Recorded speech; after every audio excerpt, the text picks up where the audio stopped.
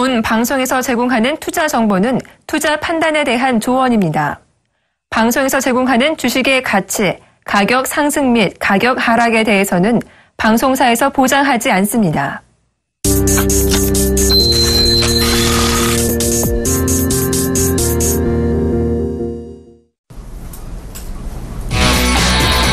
안녕하세요. 주식 톱5 시간의 최예린입니다. 가격 잠포 확대 시행 그 다음 날 시장이 의외로 급락합니다. 앞서 그리스 악재가 있어서 미국과 유럽 증시가 한번 크게 빠지긴 했었는데 그래도 오늘 포스권에서 양시장 괜찮은 출발을 보였더랬죠. 그런데 10시 들어서 약간 심상치 않게 지수가 하락으로 모습을 보이더니 그 다음 낙폭이 더 깊어져서요. 지금 현재 거의 저점 부근에서 움직이고 있습니다. 코스피는 2010선이 지금 깨지고 또 회복되고 하고 있는데 어제 종가보다 이미 30포인트가 넘게 급락해 있는 그런 상황입니다. 코스피가 먼저 빠지기 시작했고 코스닥이 같이 빠지기 시작했는데 지금 현재 주가지수 수준으로 봤을 때는 코스닥의 낙폭이 2%를 넘어가면서 훨씬 더 큰 상황입니다. 700이 깨졌으면 물론이고요. 그래도 고점에서 좀 빠지면서 여유 있는 코스닥과는 달리 코스피는 여유가 없는 상황이죠. 과연 이 지수 어디까지 빠지는 것인지 저점은 어디쯤에서 잡히는 건지 저희가 오늘 시장 급락과 관련된 전망 그리고 전략 짚어보고 종목 5개 공개하려고 합니다. 자, 오늘 함께해 주실 분은요. 샘플러스 오현진 멘토님이 되겠습니다. 멘토님 안녕하세요. 네, 안녕하세요. 네, 원래대로라면 종목을 하나 둘 이렇게 펼쳐보려고 했었었는데 시장 분위기가 너무 좋지 않아서 이 부분 오늘 특별히 먼저 짚어보려고 합니다. 코스피가 현재 1.6% 급락하면서 2009선이거든요. 그래서 9포인트만 더 빠지면 이제 2000선인데 네. 2000은 우리가 심리적으로 굉장히 의미 있다면 굉장히 의미가 있는 지수인데 네. 2000은 지지가 될까요? 글쎄요. 지금 낙폭을 봐서는 이제 2000이 지지가 안 될 수도 있을 것 같아요. 그래서 2000의 하방이 탈 가능성도 염두를 해두시고 대응을 하셔야 되지 않을까 이렇게 판단을 하고 있고요. 지금 5월 24일 대비해서 한 거의 200포인트 가까이 2달 동안 200포인트 빠지고 있는 거거든요. 네, 맞습니다. 네. 그래서 최근에 있어서는 국내 증시 상승 모멘텀이 딱히 없었어요. 그래서 시장에 대해서는 계속해서 보수적인 관점을 가질 수밖에 없었고 네. 제가 오전에 시황 부분에 잠깐 말씀드렸는데 지금 보시면 원달러 환율이 계속해서 상승합니다. 국내 증시를 이때까지 이끌었던 건 외국인 투자자거든요. 네. 외국인 투자자 입장에서는 환손실에 대한 부분을 생각하지 않을 수 없어요. 게다가 이번 주 FOMC 회의에서 분명히 금리 인상 얘기가 언제 인상할지 모르지만 나올 테고 한국도 기준금리를 내렸습니다. 그렇게 따지면 원달러 환율이 추가적인 강세로 갈 가능성이 높다라고 본다면 외국인이 국내 증시에서 지금 남아있을 이유가 딱히 없어요. 그래서 지금 선물과 현물 양쪽에서 좀 공격적으로 외국인이 빠져나가면서 시장에 부담을 주고 있는 것이 아닐까 이렇게 판단하고 있습니다. 근데 사실 코스피가 이 정도 많이 빠졌으면은 PBR 측면에서 굉장히 저가 매력을 느낄 법한 그런 상황이어서 싸기 때문에라도 들어올 법한데 아무도 안 사주네요. 사실 한 2주 정도 버텼고 5월 말 6월 초에 급락하긴 했었지만 한 2주 정도 행보 구간이 있었었는데 물론 우리 이제 국내적으로 이벤트가 많았습니다만은 오늘 사실 아무 날도 아니거든요. 어제 가격 잠폭 확대됐고 이번 주 아직 FOMC, BOJ, 유로존 재무장관이 아무런 이벤트도 없고 그냥 그리스 악재가 계속 지속될 뿐인데 네. 급락한단 말이죠. 급락의 원인은 역시 수급에서 찾아야 될까요? 네, 그렇죠. 그래서 역시 외국인 투자자의 매수가 좀 강하다라고 보시면 되겠고 지금 외국인 매수 투자자들이 매도하는 규모가 거래소에서 1,200억 정도, 선물이 2,400계약 정도 되는데 네. 엄청난 매도세냐? 또 그건 아닙니다. 그런데 지금 이번 주에 그리스 리스크라든지 아니면 FOMC 회의라든지 불확실성이 조금 많은 구간이기 때문에 경계감이 작용하면서 매수 주체가 별로 없어요. 그래서 매도 규모가 엄청나다라기보다는 시장의 매수 주체가 워낙에 없고 관망 심리가 뚜렷하니까 적은 매도 규모에도 시장이 크게 밀릴 수 있는 것이다. 이런 개념으로 보시는 게 맞을 것 같고요. 말씀해 주셨듯이 지금 시장이 하락하면 하락할수록 당연히 코스피의 PBR적인 매력은 늘어나는 게 사실입니다. 그런데 지금 저가 매수를 생각하시는 분들도 왜 굳이 지금 사야 될까라는 생각은 하실 거예요. 최근에 저가 매수 하신 분들은 좀 늦게 살 걸 하실 것 같아요. 오늘 보고. 네, 그렇죠. 네네. 그래서 지금 저가 매수를 노리시는 분들이 있다고 하더라도 당장에 매수하시진 않겠죠. 반드시 반등을 확인을 하고 진입하겠다는 마음을 가지고 계실 거기 때문에 지금 시점에서 싸기 때문에 반등할 것이다. 이렇게 생각하시면 안 될 것 같습니다. 하락 추세가 이어지고 있기 때문에 추가 하락 가능성을 염두하고 보자. 이렇게 보시는 게 맞을 것 같습니다. 예. 자, 그러면은 코스피는 언제쯤 방향성을 되찾을까요? FOMC 회의가 지나고 나면 그러면 아까 말씀해 주신 대로 더 빠질 수도 있는 건가요? 되려 이제 9월에 금리 인상한다라고 약간 확정되는 분위기가 만들어지면 불확실성이 걷어지고 갈 수도 있다. 이런 얘기도 있던데. 네, 저는 이제 후자 쪽으로 생각을 좀 하고 있어요. 그래서 이번 FOMC 회의에서 중요한 것은 이제 금리를 올리냐 내리냐 그게 아니라 언제 올리겠다는 확실한 컨센서스입니다. 시장은 지금 미국이 금리를 올린다는 거에 불안한 게 아니라 언제 올릴지 모른다는 거에 대해서 불안감을 느끼고 있다라고 보고 있거든요. 네네. 물론 9월 인상이 거의 확정적이다라고 이제 FOMC 회의에서 나오게 되면 단기적으로 시장이 당연히 추가적인 충격을 받을 수밖에 없어요. 하지만 그것은 건전한 조정일 수 있다라고 보고 중장기적으로는 불확실성 해소 그리고 미국 경기 개선에 대한 기대감이 반영되면서 올라갈 것이다. 이번 FOMC 회의에서 가장 안 좋은 것은 금리를 언제 올릴지 다시 한번 미국 속으로 빠지는 것. 그렇게 된다면 시장이 추가적인 충격을 받을 수도 있고 또 반등 시점을 타진하기도 어렵다. 이렇게 판단하고 있습니다. 그래요. 9월 금리 인상이 오히려 어렵고 연내 어디에 해야 되는데 언제 할까 또 이런 비슷한 얘기가 나오면 그게 오히려 더 안 좋은 결과물일 수 있다라는 얘기 해주셨습니다. 그러면 코스피가 지금 2008.84인데 오늘 중에도 2000을 깰 가능성이 있겠네요. 네, 제가 볼 때는 지금 하락 추세가 좀 지속되고 있고요. 기술적으로 우리가 심리적으로 2000은 의미 있는 반등선이긴 합니다. 그래서 2000포인트에서 1차적인 지지를 일단 기대는 해보는데 상대적으로 오늘 매도 강도가 강하고 아까 말씀드린 대로 매수 주체가 없기 때문에 2000선을 하향 이탈할 가능성도 없지는 않다고 이렇게 판단되고 있습니다. 전문가시잖아요. 보시기에 이 정도 2000 정도까지는 밀릴 장이다 이렇게 생각하셨나요? 이렇게 단기간에 밀릴 거라고는 사실 생각 못했고요. 오늘 조금 강한 매도세가 쏠리는 게 사실이죠. 그런데 언제나 주식이라는 것은 예측보단 대응입니다. 예측은 100% 할 수 없어요. 하지만 주가가 움직이게 되면 대응은 할 수 있거든요. 그래서 이렇게 시장이 꺾이게 됐을 때는 시장이 꺾인다고 또 모든 종목이 빠지지는 않겠죠. 그래서 보유하고 계신 종목별로 이제 대응을 하시는 게 맞아요. 시장이 꺾인다고 모든 종목을 다 던진다 이런 개념보다는 보유하고 계신 종목이 이제 주요 지지선을 이탈하는 여부가 나오면 그 종목은 팔고 버티면 그 종목은 홀딩을 하고 그래서 종목별로 이제 전략을 좀 짜셔야 될 필요는 있을 것 같습니다. 네, 지금 코스닥은 한 2% 넘게 밀리면서 690선도 간신히 지키고 있는데 코스닥에 대해서도 한 말씀 들어보고 싶어요. 네, 코스닥 시장 같은 경우에는 사실 언제든 무너질 수 있긴 했어요. 워낙에 그동안 견조하게 올라왔었기 때문에 차익 실현 매물이 나올 수 있었다라고 보시면 될 것 같고 중국 이슈나 메르스 이슈 때문에 중국 관련주, 메르스 관련주들이 분명히 오버슈팅을 했습니다. 그러면서 가격적인 밸류가 충분히 높아졌다라고 보시면 될 것 같고요. 그동안 코스닥 시장에서 외국인과 기관의 수급 견조했죠. 하지만 최근에 외국인이 수급이 빠져나가고 있습니다. 그래서 그런 관점에 있어서는 재차 하락 가능성이 있다는 부분을 염두를 해두시고요. 기술적으로 중요한 포인트는 이전 저점 정도가 될 것 같아요. 693포인트 정도. 근데 현재 시점에서 이탈하고 있는 상황입니다. 그래서 지금 종가로 693포인트를 돌려내지 못한다면 추가 하락 가능성, 돌려낸다면 다시 한번 지지를 받을 가능성 이런 식으로 대응하시면 될 것 같습니다. 네, 결국에는 외국인들 수급이 좀 돌아와야 되는데 6월달 들어서 거의 사고 있지 않은 외국인들이 선물 수급에서부터 꼬인 매듭을 좀 풀어줬으면 하는 그런 마음이 있습니다.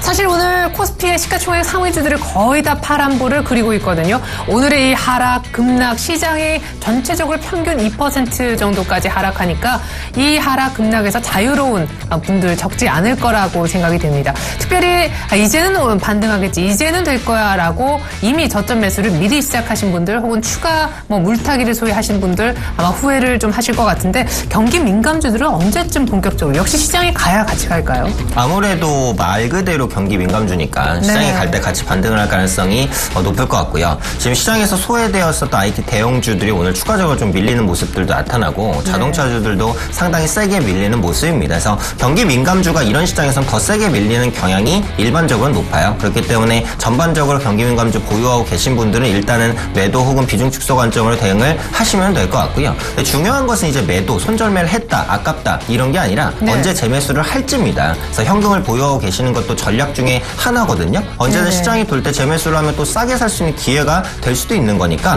매도 후에 다시 한번 매수 기회를 놓치지 말고 잡아보시는 것도 중요하겠다 판단하고 있습니다. 네, 지금 거래소 쪽에 하락 종목이요. 650개를 넘어가고요. 상승하는 종목이 160개에 불과합니다. 코스닥은 더 심각해요. 상승 종목 수는 160개 정도로 비슷한데 하락 종목 수는 860개를 넘어서고 있습니다. 자, 이렇게 되면은 전략은 어떻게 될까요? 결국에는 시장을 조금 더 보고 반등 이후에 진입하자. 이 정도로 정리를 해볼 수 있을까요? 네, 그렇죠. 그래서 지금은 포트폴리오 압축을 하셔야 될 때고 신규적으로 매수에 진입하기 굉장히 리스크가 큰 구간이다라고 보고 있고요. 차트상으로 이제 도는 종목들이야 이제 조심스럽게 접근이 가능하기는 하지만 시장에 대한 실시간 대응이 어려우신 분들은 일단 보유 종목 관리에 약간 주력을 하시는 게 맞을 것 같고 아까 말씀 말씀드렸듯이 시장이 빠진다고 내 종목 흐름이 문제 없다면 굳이 파실 필요는 없습니다. 그래서 그런 종목들은 반등할 때 더 세게 반등할 수도 있거든요. 그래서 그런 관점에서 종목별 이탈가를 잡고 그 이탈가를 깨지 않는 홀딩, 깨면 매도 이렇게 약간 기계적으로 대응하실 필요가 있을 것 같습니다. 네, 사실 앞서서 오늘 출배 증시와야 될 시간대 일부에 이재광 이사님께서 2000선 정도 부근에서 아마 반등 포인트가 나올 것 같다. 근데 그 시기는 다음 주 정도로 보셨는데 의외로 빠른 타이밍이 좀 나온 것 같기도 하고 시장이 이렇게 2주간 버텼는데 세게 한번 빠져야만 또 세게 올라올 수 있다라고 하셨었거든요. 그런 관점에서는 오늘의 하락이 또 좀 의미 있다고 볼 수 있는 건가요? 그럴 수도 있겠죠. 그래서 역시 이번에 그 대량 매도가 쏟아지면서 밀리는 거 아니라고 저는 판단을 합니다. 그래서 앞서도 말씀드렸듯이 매수 주체가 별로 없기 때문에 크게 하락하는 것이다라고 보거든요. 반대로 말하면 매수 주체가 다시 한번 본격적으로 유입되면 쉽게 올라갈 수도 있어요. 보통 이렇게 단기적으로 급락이 이어질 때는 호가가 비면서 이제 떨어집니다. 그러니까 매도 호가가 이제 없는 상태에서 매수 주체가 일시적으로만 들어오면 시장이 또 빠르게 급등할 수도 있긴 한 거거든요. 그렇기 때문에 그런 기회를 조금 노려보시는 관점으로 보시는 게 맞겠고 기술적으로는 저도 2000포인트가 반등 라인이라고 생각은 합니다. 추가적인 하락이 나온다면 2000포인트에서 반등 한번 기대해보고 만약에 지지하지 못하고 무너지게 된다면 뭐 추가 하락을 염두를 하시는 게 맞겠죠. 네, 코스피 현재 2008포인트에서 밑꼬리를 달고요. 2010선까지는 유지를 해서 롤러코스터 장세를 보여줬었는데 일단은 조금 진정이 되는 국면입니다. 11시 막 지나고 있는데 오늘 10시부터 드라마가 막 써지기 시작해서 10시 반쯤 드라마가 거의 피크를 쳤고 11시에 드라마가 일단은 일부가 종료되는 그런 모습입니다. 코스닥도 690선 딱 찍고 일단 밑꼬리 달면서 올라옵니다. 이렇게 해서 저희가 시장 관점 잠깐 들여다봤는데요. 시장이 조금은 진정되고 있으니까 어느까지 또 오후장 시간 흐르면서 낙폭을 줄여주는지 계속해서 관찰해 주시면 좋겠습니다. 이 프로그램 끝날 때쯤 저희가 시장 다시 한번 잡아드릴게요. 자, 오늘 샘플러스 오현주 멘토님이 사실 나와주신 이유는 이렇게 시장이 어려울 때 어떤 종목들로 시장을 이길 수 있는가를 알아보기 위해서인데요. 오늘 오현주 멘토가 준비해온 종목, 먼저 종목명부터 확인해 보겠습니다. 네, 먼저 첫 번째 종목은요. 한국전력입니다. 오늘 한국전력 사실은 많이 빠지고 있거든요. 오늘 같은 장에 원래 경기 민감주들이 시장을 앞장서서 끌어내리는 경향이 있는데 한국전력이 오히려 오늘 그런 역할을 해주고 있습니다. 의외인데요. 한국전력이 오늘 급락세 원인 들여다보겠습니다. 두 번째 종목은 한국가스공사 그리고 세 번째 종목은요. 삼천리입니다. 전체적으로 뭐 도시가스 이런 관련된 그런 기업이 되겠는데요. 대충 분위기 눈치 빠르신 분들은 감을 좀 잡으실 것 같습니다. 나머지 두 종목 보여드리죠. 네 번째 종목은 SK텔레콤이고요. 마지막으로 살펴볼 종목은 바로 KTNG입니다. 오늘 이렇게 해서 소위 경기 방어주들을 한번 볼 텐데 시장이 어렵습니다. 어려울 때 경기 방어주로 매매해보자 이런 전략이신 것 같습니다. 종목 하나하나 급락하는 한국전력부터 들여다보겠습니다.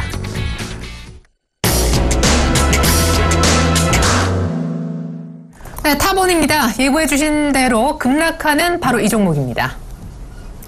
네, 샘플러스 오현주 멘토가 오늘 들고 온 경기 방어주 가운데 첫 번째는 한국전력인데요.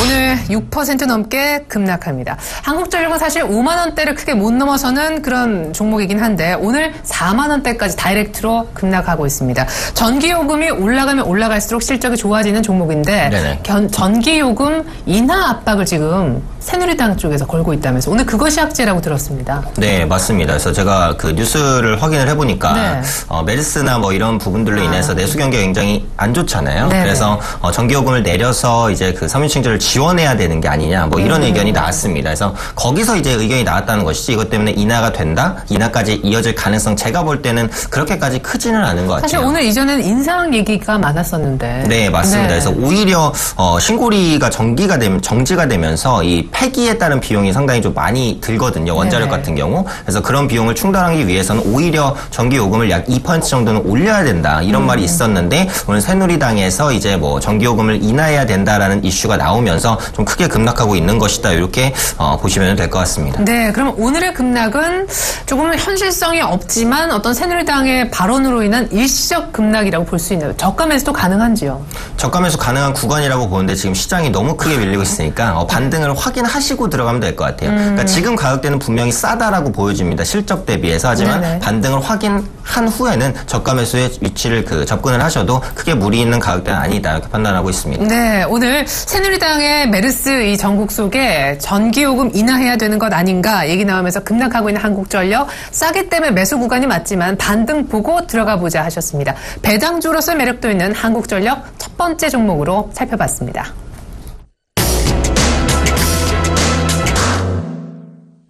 두 번째 경기 방어주입니다.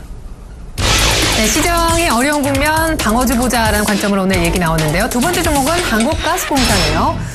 향후 재무구조가 좋아질 수 있다고요? 네, 그래서 한국전력 같은 경우는 선제적으로 재무구조 개선 작업이 강하게 좀 진행이 됐거든요. 근데 한국가스공사는 아직까지 이 재무구조 개선 작업이 좀 미미합니다. 이미 부채 비율이 약 380%니까 400% 육박해요. 굉장히 높은 부채 수준을 가지고 있고요. 네. 이런 이익 감소, 그러니까 부채 비율 감소를 위해서는 당연히 가스요금을 좀 올릴 수밖에 없을 것이다라고 봅니다. 그래서 지금까지 보시면은 5월 달도 그렇고 가스요금이 크게 한 3차례 정도가 인하가 됐어요. 그래서 현 시점에서는 가스요금 추가 인하보다는 오히려 향후 재무구조 개선을 위한 인상 가능성이 좀 높아지지 않겠느냐 판단을 하고 있고요. 네. 미수금 회수용 정상 단가가 인상되면서 미수금도 전반적으로 감소될 것으로 보이는 부분들. 현재 주가 시준에서 이제 PBR이 0.6배가 안 됩니다. 자산적인 매력도 있다면 조만간 다시 한번 반등을 시도하지 않겠느냐 이렇게 판단을 하고 있고요. 네. 한국가스공사는 쉽게 말해서 뭐 특별한 호재가 있다 이렇다기보다는 지금까지 나왔었던 악재 요인이 대부분 반영이 됐기 때문에 이제 반등에 성공할 수 있지 않을까 이렇게 판단하고 있습니다. 네, 악재 해소에 따라 이제는 좋아질 일만 남았다라는 관점으로 한국가스공사 오늘 방어주 가운데 얘기를 한번 들어봤습니다. 꾸준하게 외국인의 수급이 들어오는 종목이기도 했는데 두 번째 종목으로 한국가스공사 얘기 들어보셨네요.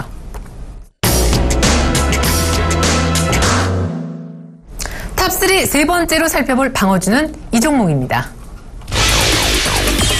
탑3 종목 삼천리 2분기 영업이익이 전년 동기 대비 20% 좋아질 것이다.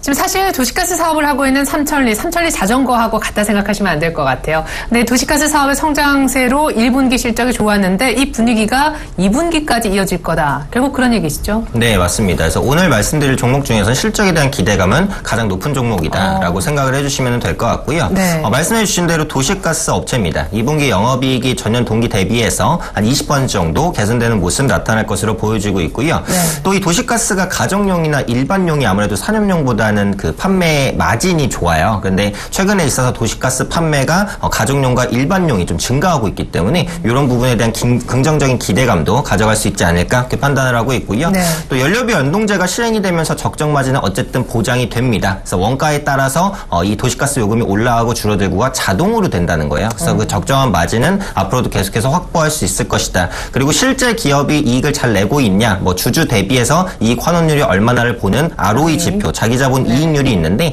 올해 5%대가 전망이 됩니다. 기존 3% 대비해서 크게 개선이 되는 것이거든요. 그래서 현 수준에서 매력이 좀 있는 종목이 아닐까 판단하고 있습니다. 네, 저희가 이렇게 해서 삼천리 얘기를 들어봤는데요. 앞선 오늘 악재를 돌발적으로 맞은 한국전력 그리고 한국가스공사 대비해서는 실적 측면에서 두드러지는 개선세가 기대된다 하셨습니다. 세 번째 종목 삼천리였네요.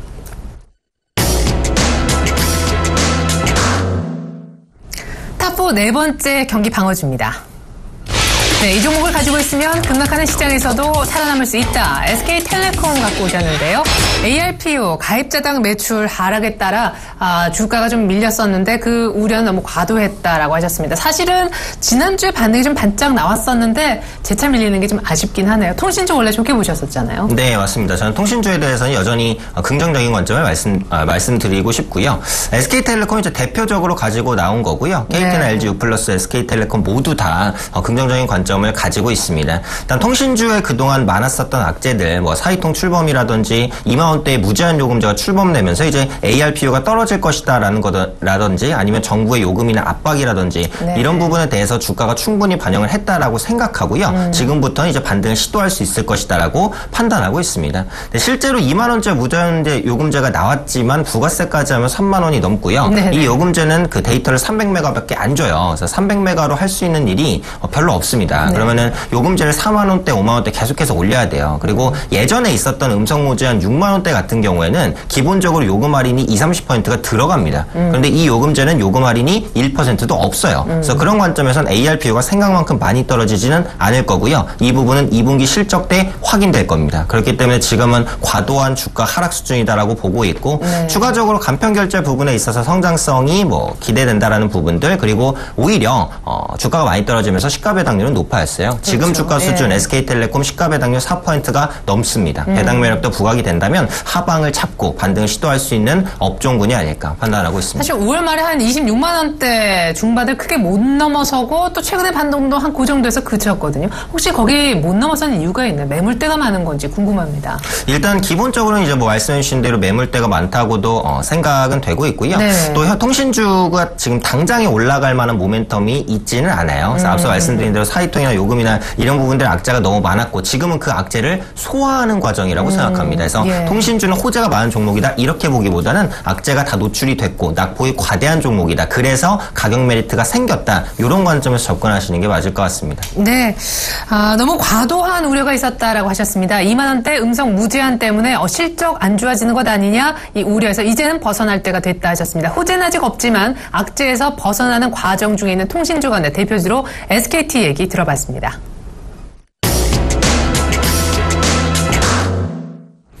대표적인 경기 방어주 하면 이 종목도 빼놓을 수 없는데요. 화면으로 공개합니다. 네, 오지멘트가 주목한 마지막 경기 방어주 KTNG 양호한 내수 판매 회복세가 확인되고 있다.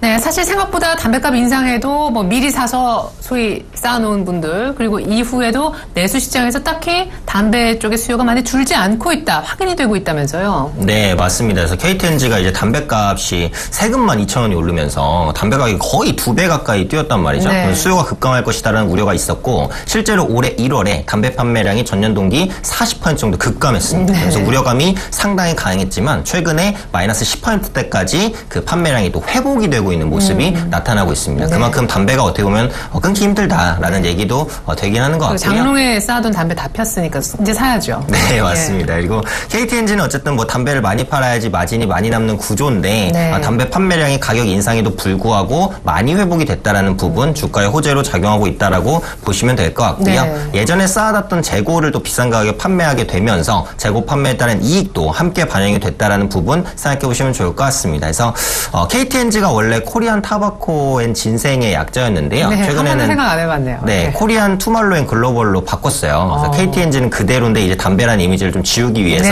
하지만 여전히 KTNG는 어쨌든 담배 판매로 먹고 사는 회사인 건 사실입니다. 그래서 담배가 많이 팔리고 좀 회복이 될수록 주가에는 긍정적인 영향을 미친다라고 보시면 될 것 같고요. 네. 최근에는 해외 수출도 본격적으로 진행을 하고 있어요. 그래서 그런 과정에 있어서는 해외 담배 판매에 대한 기대감도 가져본다면 KTNG는 아주 완만하게나마 상승을 좀 기대할 수 있는 종목이 아닐까 판단하고 있습니다. 네, 이렇게 해서 오늘 경기방어주 특집으로 보내드렸습니다. 한국전력 그리고 한국가스공사, 삼천리, SK텔레콤 조금 전에 KTNG까지 살펴봤는데 시장 어려울 때 방어주 보라 하는 전략으로 생각하시면 좋겠습니다. 오늘 탑픽주는요?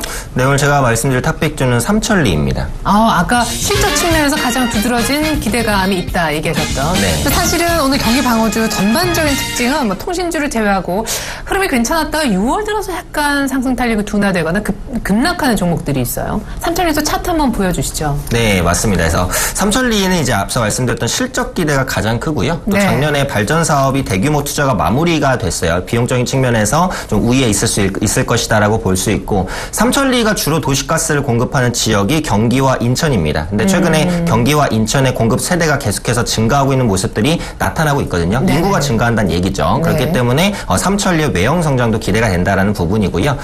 차트 잠시 보시면은 지금 13만 3,500원에서 움직이고 있는데 오늘 주가 하락이 있었지만 지금이 딱 지지받을 만한 구간입니다. 현재 주가를 웬만하면 이탈하지 않고 시장이 크게 무너지지만 않으면 추가적으로 네. 반등을 아마 시도하지 않을까 싶고요.